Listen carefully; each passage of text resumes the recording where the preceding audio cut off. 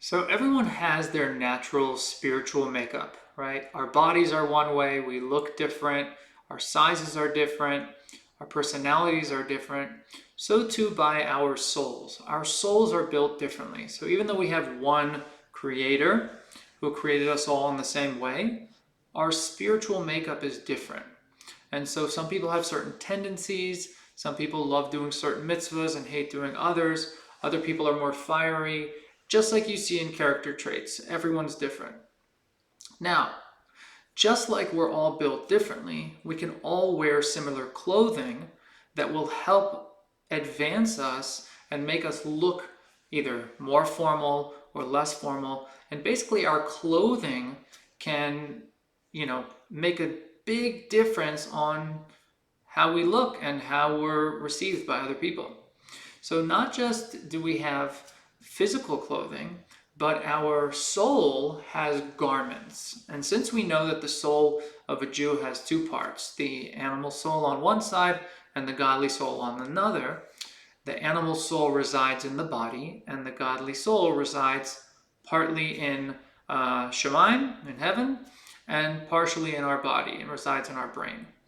Now, the soul itself, both souls have garments, meaning that no matter what the soul looks like, as in how lofty is it? Did it come from a higher world or a lower world? Is this a soul, a great soul that's going to be some big leader, or some lowly, I don't know anything about my life kind of soul? I'm just a simple Jew. Every soul can wear clothing that can upgrade itself. So, for example, you could be the son of a billionaire, but driving in some beat up 1985 piece of crap car. And if someone would see you, they wouldn't really be able to tell. They'd have an image that you're just this lowly, nothing. Whereas you could be a nobody and go rent a Rolls Royce and you'll probably pick up a couple chicks at the club, right? So your appearance makes a big difference. And since the soul has garments, what are those garments and how do they elevate you? Basically, thought, speech, and action, which are what you use to do everything in life, are the garments of both souls. So the thought, speech, and action of your godly soul are basically anything that your neshama wants to do for Hashem. So learning Torah, speaking Torah, doing mitzvahs, making brachas, all that are the garments of your godly soul. What are the garments of your animal soul? The thoughts that you think that are not that great. The speech that you speak, which is inappropriate. Or just a waste of time. The actions that you do, which don't really mesh with what your godly soul wants you to do. So what we can learn from this is that just like clothing can elevate our game, our thought, speech, and action, which are the garments of our souls, which literally provide clothing for our souls, can really make a difference on how we look spiritually. So what I mean by that is, if you're just this lowly nothing, and you just an Ama Aretz, you're a simple dude or dudette, and you dress yourself in some pretty fancy spiritual garments, you can elevate yourself to a place where you don't naturally belong without these garments. But once the garments are on, you're now royalty.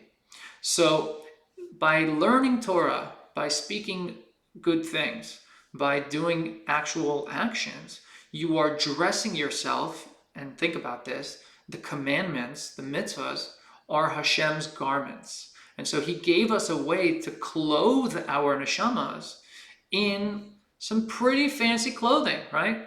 Imagine you went to, I don't know, Bergdorf or wherever you went and picked up some sick clothes.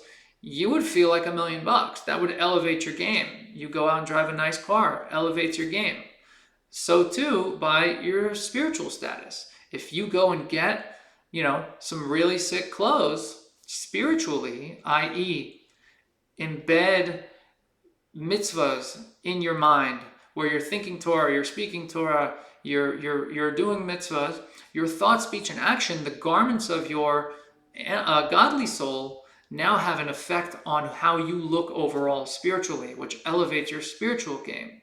So keep in mind that when you do those things and you allow the garments of your godly soul to really control what you're doing and dress your neshama, that affects the garments of your animal soul, because then the physical things that you do, like eating, for example, which is an action that your animal soul wants because your godly soul doesn't need food, if you elevate that by saying a bracha, meaning you make your animal soul use its garments to do what the godly soul would want, you now elevated your animal soul's garments too, which means that from a comprehensive perspective, you've elevated your spiritual makeup, and now, no matter how lowly you began, you now are wearing some pimped ass clothes.